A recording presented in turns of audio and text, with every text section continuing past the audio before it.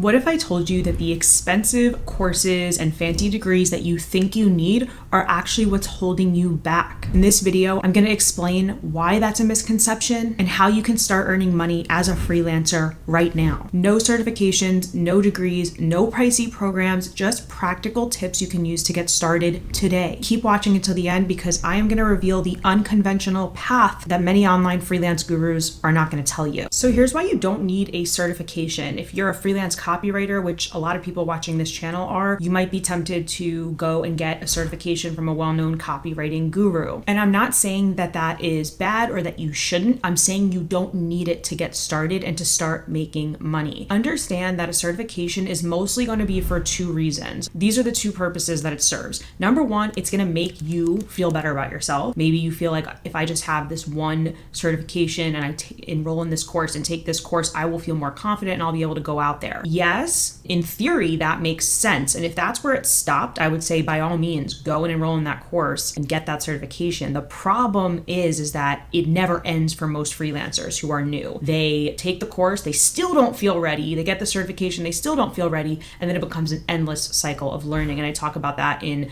my video about why just knowing more and learning more doesn't actually make you any money. So make sure you check that video out. But the other thing a certification does is it can be a nice little decoration for your website and for your marketing materials to let the client know like, hey, I'm really learned in my skill, in my craft, and I have taken multiple courses and certifications. Again, nice things to have, but are they necessary to get started? No, I would say that those are ancillary things you can do throughout your freelance career once you've established yourself, you're making money, and now you're ready to hone your craft. But to get all of that before you start making money might not be the best step if you're looking to make money now. I've made multiple six figures as a freelance copywriter for the past 4 or 5 years, and I don't have a single certification. It's not to say I didn't take courses. I love like HubSpot's free resources, but a prerequisite. It's not a standard. It's not something that the client is going to necessarily demand. It's really just a nice to have. So if you're letting that stop you, I would say it's time to reevaluate the assumption that you need a certification to offer freelance services. You also don't need a degree. A lot of freelancers are insecure, maybe because they don't have a college degree, they didn't get that opportunity. A lot of people went and got a degree in something that has nothing to do with the service they want to offer. That becomes an insecurity. But I just want you to think about it like this. When was the last time you hired a photographer? Whether it was a family photographer, a photographer for your baby, for your engagement, for your wedding, how many times did you ask someone you hired for photography services what college they went to and what degree they got? More likely, you just wanted to see their work, see what they did, and determine whether or not they fit the vibe you were going for. Same with other services. If you are bringing in a handyman or a contractor to work on your house, did you say like, let me see where you got educated? Where did you get your plumbing certification? Where did you learn to be a contractor? Or did you just care more about whether or not they were highly referred by your neighbor? So when people are hiring you for services, it's not your degree that's going to impress them. Other things have a lot more weight. So if you're letting that hold you back, I really recommend to shake that off and to go find examples, which there are plenty of writers who did not have a bachelor's degree and still became really talented freelance service providers with very profitable businesses. And maybe even look at all of the people who are college dropouts and who founded multi-million-dollar companies. But do you need online courses? I mean, I know you've been eyeing that one course, you've been consuming the content, you're thinking about pulling the trigger, and you just think, okay, if I took that course, that will get me to where I want to be. Let me break this down for you. The way I see it, the way that it worked for me, the way that it has worked for the hundreds of freelancers that I've mentored, it really all boils down to this. You have two options, okay? You are at a juncture right now, and there's one of two paths you can take. Path number one is you just keep telling yourself, I'm not ready. I don't know how to do that. I don't know how that's going to play out. If I say yes to that project, I don't know if I'm going to be able to deliver on it. When you do this, when you keep telling yourself that, even if it's true, you're refusing to make yourself uncomfortable and you're keeping yourself safe. If you don't make a move, you will never look stupid. You won't make a fool of yourself. You will stay safe. You will not make mistakes, but you also will not get any closer to the end goal, which is to build a thriving freelance career, free yourself from your 9 to 5, and become gainfully self-employed. And And then there's option 2, path number 2. You take the do it messy and do it scared approach. You risk falling on your face and looking stupid, but you also in the process learn really valuable lessons and you move forward so much more knowledgeable and experienced. And the key here is that this is a choice. It's a choice you get to make. Keep yourself safe and convince yourself that you don't know enough, when really we have access to the internet and you can Google anything and ask ChatGPT to tell you everything you need to know. Keep telling yourself that you just don't know enough, you're not comfortable. Congratulations, you will stay safe and you won't look dumb, but you'll also stay miserable because you're not moving toward your goal. Or option number 2 is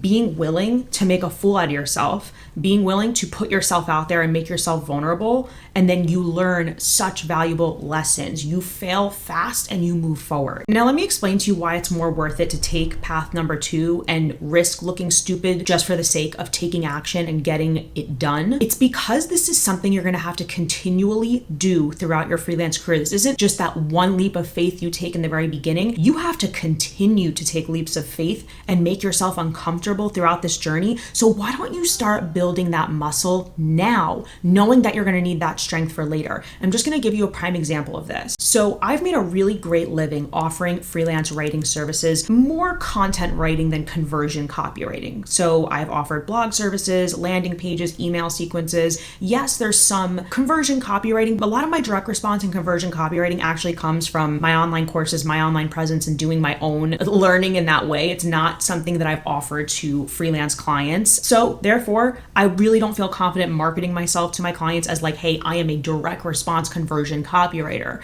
So this year I set out to take on new challenges in my freelance business and write more direct response conversion copywriting, despite the fact that I never really offered that as a service. So I got my foot in the door with an opportunity, which I feel like that's a whole other lesson of like how you can propose new services to clients when you're not necessarily experienced and still convince them to let you have the opportunity, but that's a whole other video. In this specific circumstance, I had proposed to write Google ads for a well-known tech company, and I got the opportunity and I wasn't experienced. I'm not the best ad writer, but I tried to learn all that I could in a short period amount of time. I did all the research, I prepared, I learned, and I submitted the work. I even ran the work by other people. I was very nervous about this opportunity, and the client wasn't happy with it. And we were going back and forth on revisions, and I finally at some point realized I don't even think this is good for the client if I continue on this path. Like, they're clearly not happy with the job I'm doing. I'm not really feeling great about the direction they're giving me. I don't feel like I can win in this situation. So I think it's just best if we go our separate ways. And I actually backed out of the project. If you ever want a template, check out the Freelance Template Playbook, because there's a template on how to part ways with a client without burning bridges and doing it professionally and amicably. But I used that template, I sent that email, and I acknowledged it wasn't a good fit, and they probably agreed. We went our separate ways. The point of me sharing this story is that I'm 5 years into this, and I'm still doing the gut-wrenching exercise of putting myself out there with the opportunity to fail and to fall on my face and for things to not work out. That's how you progress as a freelancer, is not by staying in your safety box and taking more courses and feeling like one day someone's going to give you permission to do this as a career. You have to get out of that box.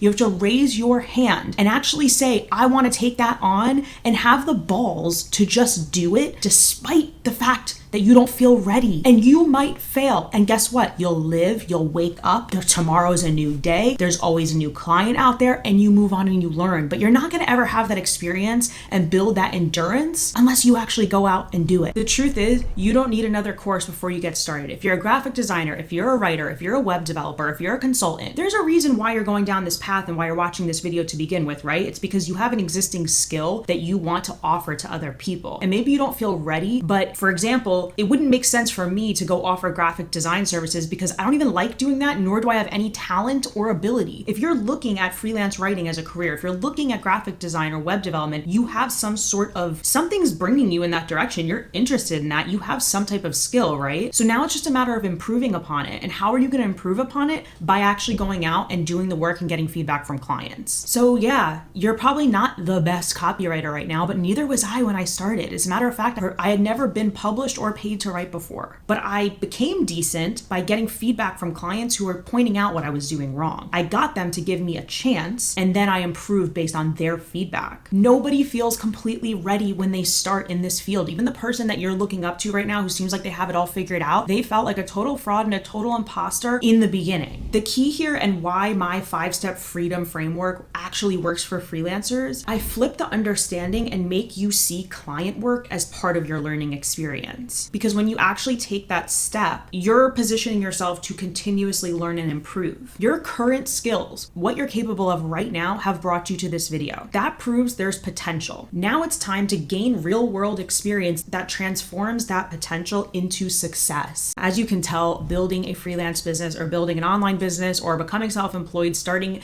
any endeavor of any kind, comes down to mindset, because knowing the steps to take is not enough, or else everybody would be super successful since there's so much information available online. What's missing is the mindset work. And that's why I want to pull back the curtain and let you know a bit about the mindset that I've adopted. And that actually starts with what I do in the morning. I'm going to share with you how I took charge of my mornings and how that actually has set me up for so much success. And it's not just me, it's based on science. And best of all, I'm going to share why these long, drawn out, complicated morning routines are not actually necessary. So do not miss that video next. See ya.